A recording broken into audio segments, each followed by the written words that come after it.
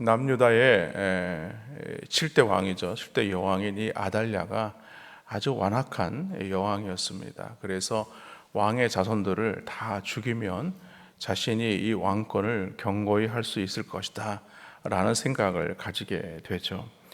백성들도 마찬가지였습니다. 이제는 이 유다의 가문이 끊어지게 되었구나 라고 그렇게 생각을 하게 됩니다.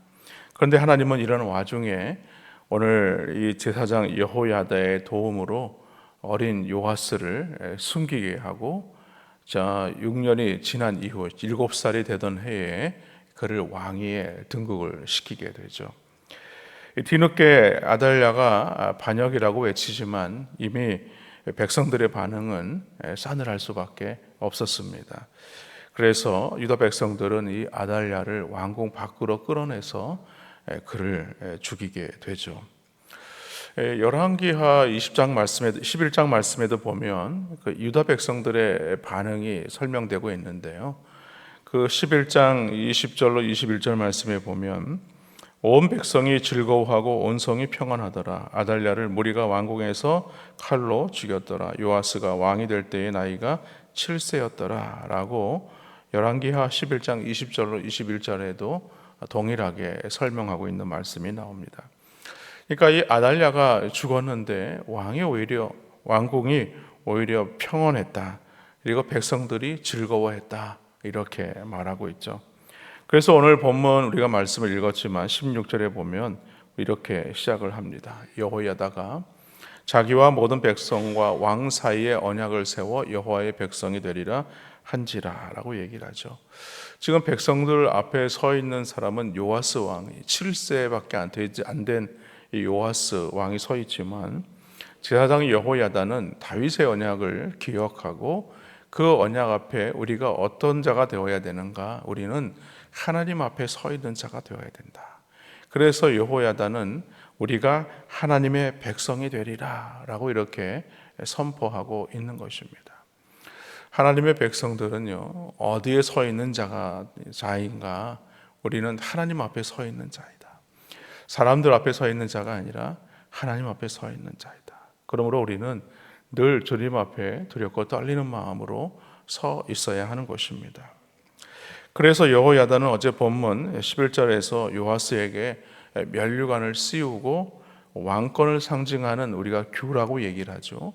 홀이라고 얘기도 하는데 그 지팡이를 주는 것이 아니라 하나님 여호와의 말씀, 그 율법을 그 어린 요아스에게 전달하게 되죠. 그럴 때 이제는 백성들이 예배를 회복하는 그 장면으로 이어지게 됩니다. 그 예배를 회복하는 그 첫 번째 단추가 뭐냐? 오늘 17절 말씀에 보니까 온 국민이 바알의 신당으로 가서 그 신당을 부수고 그의 제단들과 형상들을 깨뜨리고 그 제단 앞에서 바알의 제사장 맏단을 죽이니라 라고 얘기를 하죠. 그동안 이 아합 왕의 가문이 망쳐놓았던 남유다를 이제 하나님의 백성으로서 회복하는 첫 번째 방법으로 하나님의 언약을 다시 회복한다라는 것을 우리에게 보여주고 있습니다.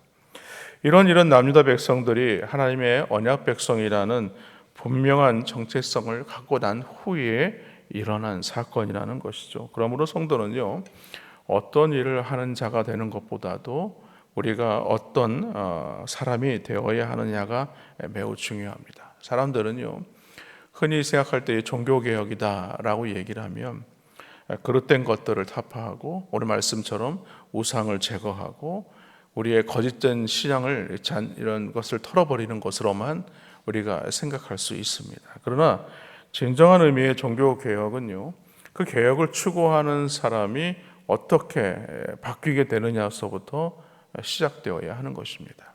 다시 말해서 교회의 정교개혁을 일으키고 말씀으로 온전히 서기 원하는 자들이 먼저 변화가 되어야 한다라는 것을 말하는 것이죠. 우리는 뭔가 제도가 바뀌고 그것이 새롭게 되면 우리가 새로울 것이라고 생각을 하지만 그렇지 않다는 것이죠. 진정한 종교개혁의 의미는요, 내가 먼저 변해야 되는 것입니다. 내가 하나님의 말씀 앞에 먼저 변하게 될 때에 그 교회나 그 믿음의 공동체 안에서 그 제도가 개혁이 되고 변화의 역사가 일어나게 되는 것입니다. 가나안을 정복한 여호수아와 이스라엘 백성들이 그랬죠. 여러분, 가나안 정복 전쟁을 앞두고 있는 상황이라면 뭔가 군사를 재정비하고 그 전열을 가다듬는 어떤 중요한 일을 해야 되는 게 맞을 겁니다. 그래서 아니면 칼싸움을 한다든가 아니면 전략적으로 어떻게 요단강을 건너서 여리고성을 칠 것인가, 뭐 이런 여러 가지 그런 생각들을 좀 많이 가져야 되겠죠. 그런데 하나님은 이스라엘 백성들에게 그것을 요구하지 않았어요. 그들에게 가장 먼저 요구한 것은 바로 이 길갈에서, 그러니까 여리고성 앞에서 할례를 행하게 했습니다. 그러니까 그동안 광야에 살면서 헬라 의식을 행하지 않다가 이제 하나님께서 주신 그 약속의 땅 여리고성 앞에서 이 할례를 행했다. 여러분, 그 예전에 그 야곱의 아들들이 세겜의 추장의 아들의 문제 때문에 그 세겜성에 살고 있는 사람들에게 계략을 짜서 다 할례를 받게 하지 않았습니까? 그럴 때에 그들이 고통당하고 있을 때에 그들에게 가서 그 남자들을 다 죽이는 그런 일들이 있었죠. 그런데 여리고성을 앞에 두고 할례를 행했다? 어떻게 보면 전략적으로는 이해할 수 없는 그런 것이죠. 위험천만한 행동이 아닐 수 없습니다. 그러나 하나님은요, 그 일을 행하라 라고 명하신 것입니다. 왜냐하면 그들이 거룩한 전쟁을 치르기에 앞서서 이 거룩한 하나님의 백성으로서 우리가 어떤 백성인가, 그 정체성을 깨닫게 하기 위함이라는 것이죠. 우리가 어떤 중요한 일을 앞두고 또 우리가 가장 우리에게 어려운 일을 만날 때 가장 먼저 해야 되는 것이 무엇이냐는 거예요. 그것은요, 성도로서의 자기 정체성이 무엇인가를 먼저 생각하는 것입니다. 나는 하나님의 백성이다, 하나님의 자녀다 라는 것을 잊지 않아야 한다는 거예요. 그래서 누가 무엇을 행하느냐보다 그가 어떤 존재로 하나님 앞에 부름을 받았는가를 깨달아야 하는 것이죠. 또한 여호야다는요, 오늘 이 제사 제도를 회복하게 됩니다. 성전의 직원을 세워서 반차를 따라서 제사를 율법대로 드리게 하고 또 찬양을 규례대로 드리게 했다. 그러니까 이 성전에서 예배가 끊어지지 않도록 계속 순서대로 그 팀을 짜가지고 예배를 드릴 수 있도록 그 순서를 다 정해서 했다.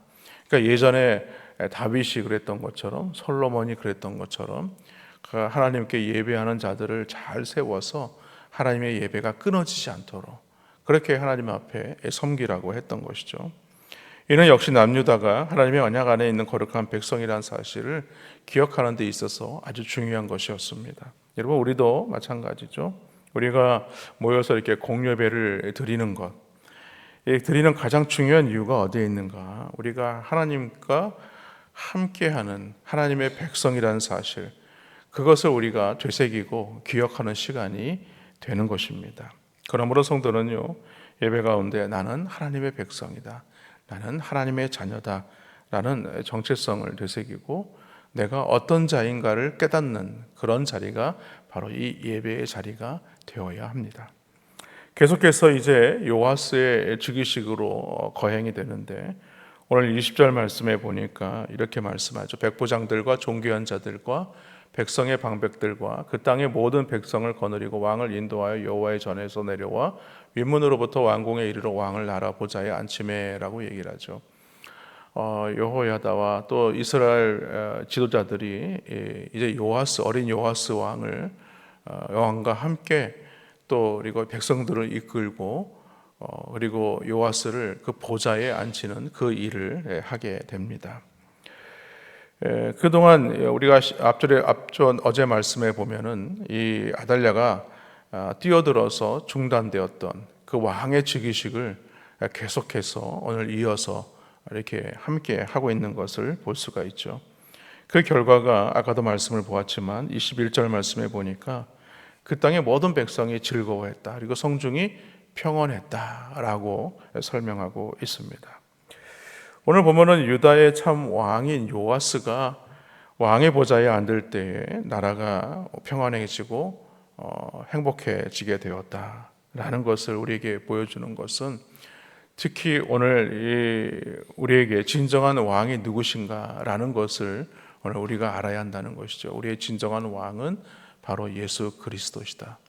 예수 그리스도께서 우리의 진정한 왕이 되셔서 우리를 통치하고 다스릴 때에 우리가 진정한 평안과 기쁨을 누릴 수 있게 된다라는 것을 오늘 우리에게 말씀하고 있습니다. 마지막으로 오늘 본문 역대하 24장 1절로 3절 말씀 우리가 보았는데요. 요 말씀 짧은 3절 안에는 요아스의 순종과 이 번성을 우리에게 설명하고 있습니다. 요아스가 7살에 왕위에 올라서 남유다의 왕으로 40년을 다스리게 되었다라고 말씀하죠. 오늘 2절 말씀에 보니까 제사장 여호야다가 세상에 사는 모든 날에 요아스가 여호와 보시기에 정직하게 행하였으며, 내일 우리가 기도 11조로 말씀을 보겠지만 이 말씀 4절 이하의 말씀을 보면서 요아스의 왕권이 40년 동안 통치하면서 하나님께서 행하신 놀라운 일들을 보게 하는 이 모든 과정은 오늘 이 제사장 여호야다의 아주 큰 역할이 있었다는 것을 말하고 있습니다. 요아스는 제사장 여호야다의 교훈을 받고 하나님의 보시기에 정직한 왕이 되었다라고 얘기를 하죠. 그리고 두 아내에게 장가들어서 자녀를 낳았다라고 얘기를 하죠. 이 얘기는 제사장 여호야다가 요아스의 그 가정까지도 이렇게 관여하고 있음을 알 수가 있죠. 아마 시간이 많이 지났을 겁니다. 장가를 들 정도였고 자녀를 낳을 정도까지 되었으니까 아마 한 10수년이 지난 그런 상황이었다는 것을 알 수가 있죠. 왜 이렇게 했을까? 그것은 요아스가 부모가 없기 때문에 그렇습니다. 부모가 없기 때문에 무엇보다도 이 아달랴와 같은 악한 그 여인을 만나서 나라가 위태롭게 될까, 하나님 앞에 죄를 짓게 될까 봐 이 제사장 여호야다가 아내들을 말하자면은 이렇게 잘 세워서 남유다를 잘 이끌어가는 왕이 되게 하기 위해서, 다시는 이런 악한 일들이 되풀이되지 않게 하기 위해서 이렇게 관여를 하고 있는 것입니다. 말씀을 정리합니다. 오늘 말씀을 통해서 우리는 우리 자신이 누구인지, 그리고 우리의 정체성을 정확하게 해야 합니다. 우리는 하나님을 왕으로 모시고 살아가는 하나님의 백성이다 라는 것을 우리는 잊어서는 안 되는 것이죠. 만약에 우리가 이런 사실을 잊어버리고 내 스스로 내 인생의 왕이 나다, 내 인생은 내 인생을 살아가는 자이다 라고 생각한다면 그 인생은요, 마치 바다에 표류할 수밖에 없는 그런 인생이 될 수밖에 없습니다. 그렇지만 나는 하나님의 백성이고 하나님의 내 인생의 왕이심을 우리가 고백하게 되면 오늘 말씀처럼 그 삶 가운데 하나님은요, 평안을 주시고 기쁨을 주시는 것입니다. 바라기는 오늘 우리 인생의 왕이 되시는 그 예수님을 우리가 온전히 모시어서 그 주님으로 인하여 날마다 주님 주시는 평강과 은혜와 기쁨이 넘치시는 복된 성도님들 되시기를 주님의 이름으로 간절히 축원합니다.